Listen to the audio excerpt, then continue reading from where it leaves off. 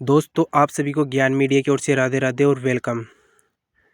इस वीडियो में ऐसे संत की बात करने वाले हैं जो तीनों लोकों में यश फैला हुआ है इस संत के।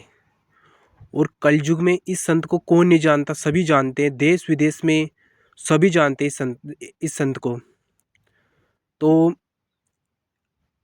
हम बात करने वाले हैं गुरुदेव प्रेमानंद जी महाराज की, जो कौन नहीं जानता, इनको सभी जानते हैं। तो हम बात करने वाले हैं गुरुदेव प्रेमानंद जी महाराज के जीवन शैली। उन्होंने बचपन में घर कैसे त्यागा था, वो घर से कैसे भाग के गए थे, तो उनका आगे का जीवन, उसके ऊपर हम बात करने वाले हैं। तो दोस्तों, आप वीडियो के अंत तक बने रहिए। हम बात करने वाले हैं अभी प्रेमानंद जी महाराज घर कैसे त्याग के गए थे, उसके बाद में उन्होंने क्या क्या किया था, वो राधा रानी से कैसे लगा हुए थे, वो पहले शिव को मानते थे, उसके बाद में राधा रानी को क्यों मानने लग गए थे।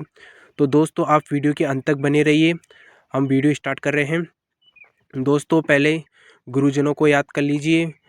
राधा वल्लभ श्री हरिवंश वृंदावन धाम की जय हो।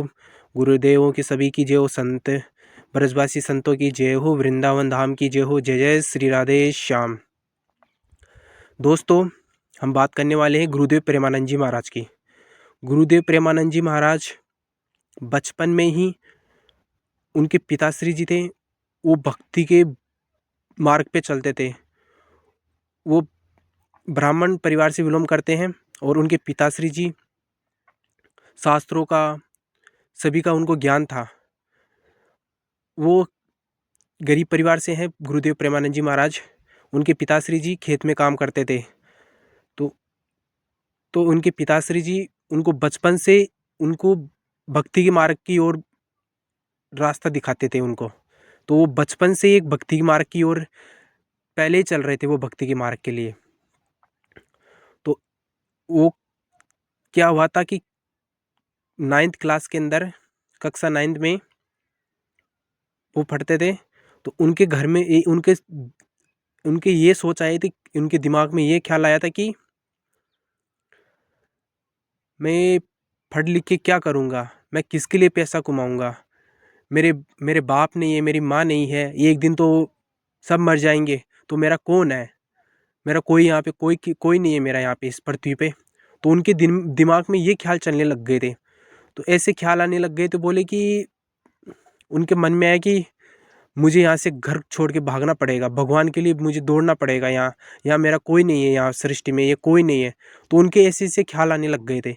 तो उनके मन में आया था, इस वजह से उन्होंने अपनी माताजी के और पिताजी के, उनको पहले माताजी को तो पहले अवगत करा दिया था। एक दिन पहले सुबह बोला था उन्होंने, मैं मैया मैं घर छोड़ के जाने वाला हूँ, मैं कल रात को घर छोड़ के भाग जाऊँगा। तो उनकी माताजी को लगा कि बच्चा है, ये तो ऐसे करता होगा, 13 साल का बच्चा है, ऐसे मजाक करता होगा। तो उनकी माँ ने सीरियस नहीं लिया था। तो उस वजह से सीरियस लिया नहीं था, तो उन्होंने रात को माताजी को और पिताजी को प्रणाम करके घर से भाग गए। तो वो घर से दौड़ते दौड़ते दौड़ते दौड़ते चले गए थे। तो उसके बाद में उनके उनके मन में ख्याल आया था कि रास्ते में चलते चलते उनके मन में आ रहा था कि मैं खाऊंगा क्या, मैं रहूँगा कहाँ, और मेरा कौन ध्यान रखेगा। तो उनके ऐसे से भाव आने लग गए थे। तो फिर भी वो चलते रहे, फिर कभी रुक जाते थे। तो उनके मन में आया, तो उन्होंने बोला कि फिर उनके मन में आया ना, मेरे भोलेनाथ है, तो मेरा ये मेरी रक्षा ये करेंगे। फिर वापस दौड़े, वो मंदिर में पहुँचे। मंदिर में पहुँचने के बाद में उन्होंने खीर का प्रसादी पाई थी उन्होंने थोड़ी सी। फिर उसके बाद में 2 या 3 दिन बाद में उनके पिताश्री जी अपने बड़े वाले, इनके गुरुदेव प्रेमानंद जी महाराज जी के बड़े भैया थे, उनको भेजा। तो वो 2-3 दिन बाद में उनके पास आए। तो उनको आके बोला था कि पिताश्री ने बुलाया, तुम्हें घर पे बुलाया, घर चलो। तो उनके जो गुरुदेव प्रेमानंद जी महाराज जी ने कठोर वचन बोले। तो इस वजह से वो तो चले गए थे, उनके बड़े भैया थे वो तो चले गए घर पे। उनके पिताश्री जी आए थे। तो उनके पिताश्री जी से गुरुदेव प्रेमानंद जी महाराज बहुत डरते थे, क्योंकि वो उन्होंने ये ख्याल आया था कि पिताश्री ने किसान किसान है, खेतों में काम किया, खुद कभी चप्पल नहीं फेरी, कब फटे कपड़े पहनते, उनके सामने में कुछ नहीं बोल सकता। तो उनके ऐसा डर लगने लग गया था उनको कि मुझे मारेंगे पिताश्री जी। तो उनके पिताश्री जी पास में आके बोले कि खड़ा हो। तो गुरुदेव प्रेमानंद जी महाराज जी खड़े हो गए। खड़े होने के बाद में बोला कि घर से क्यों भाग के आया? तो उन्होंने बोला कि मैं इसलिए घर से भाग के आया हूँ कि मुझे विरक्त होना है, मुझे भक्ति के मार्ग में चलना है, मुझे सन्यासी जीवन जीना है। तो उन्होंने बोला कि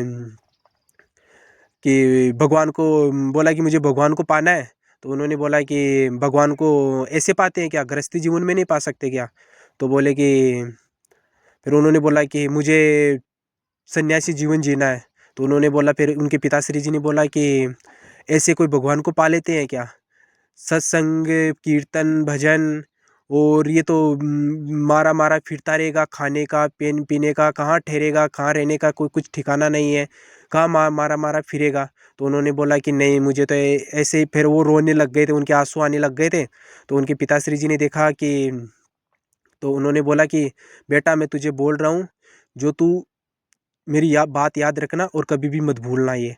तो उन्होंने बोला, वो खड़े रहे। तो उन्होंने बोला, उनको बोला कि बेटे, उनको गले लगा लिया था पिताजी ने अपने बेटे को गले लगा लिया था, गुरुदेव प्रेमानंद जी महाराज को।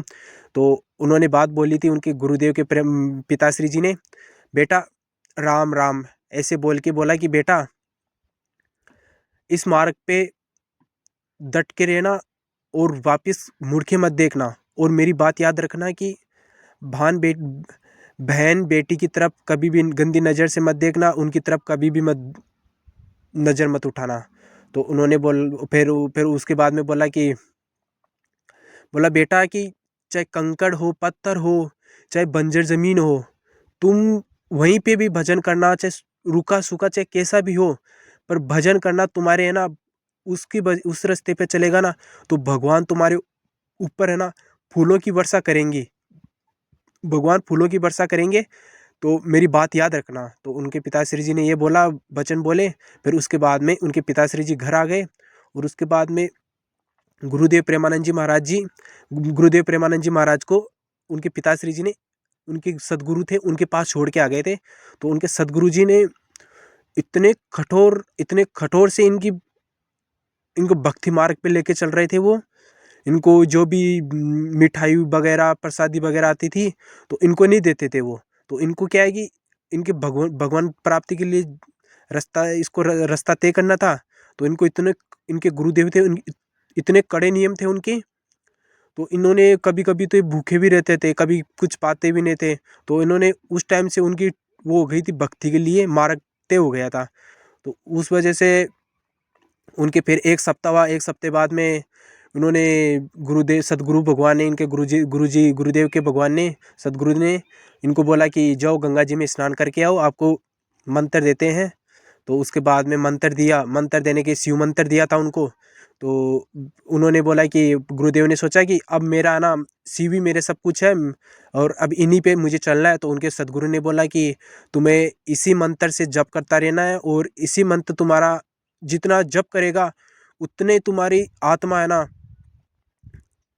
सब कुछ ज्ञान अपने आप प्राप्त होता रहेगा, और जितना नाम लेगा तुम्हारे उतने पाप पुण्य की ओर बढ़ता जाएगा, और तू सब कुछ कर सकता है, भगवान को पा सकता है। तो फिर उन्होंने बोला कि गुरुदेव भगवान ने ऐसा बोला कि हाँ, अब मेरा तो ये सब कुछ यही है, ये मंत्र है मेरे गुरु को दिया हुआ, इसी के बल पे चलना, मुझे जितना गुरु ने बोला है जितना जपना है, जितना जप सके उतना जपना।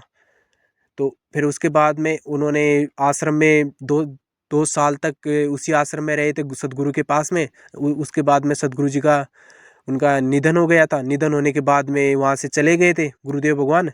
उसके बाद में जाने के बाद में काशी जी वहाँ पे चले गए थे, काशी के पास में गंगा के तट पर रहे थे। उसके बाद में धीरे धीरे धीरे उनकी ऐसी जीवन लीला है। तो आप दोस्तों अगले नेक्स्ट वीडियो लेके आएंगे, जिसमें काशी में गुरुदेव भगवान ने वहाँ पे क्या पाया था, क्या नहीं पाया था, कैसे वृंदावन से लगा हुआ था, राधा रानी से कैसे लगा हुआ था वृंदावन, कैसे इनके मन में आया था, क्योंकि ये तो शिव भक्त थे और शिव की पूजा करते थे। और उसके बाद में उनको शिव के अलावा इनके मन में कोई बातें नहीं आती थी। तो ऐसा क्या हुआ जो इनके मन में आया था कि वृंदावन जाने के लिए इच्छुक हुए थे। तो इसके हम जिसमें नेक्स्ट वीडियो लेके आएंगे उसी पे हम बात करने वाले हैं। तो दोस्तों वीडियो को यहीं समाप्त करते हैं। बोलिए सभी बोलिए श्री राधे श्याम, राधा वल्लभ श्री हरिवंश, जय जय श्री राधा वल्लभ श्री हरिवंश। वीडियो को यहीं समाप्त करते हैं। राधे राधे।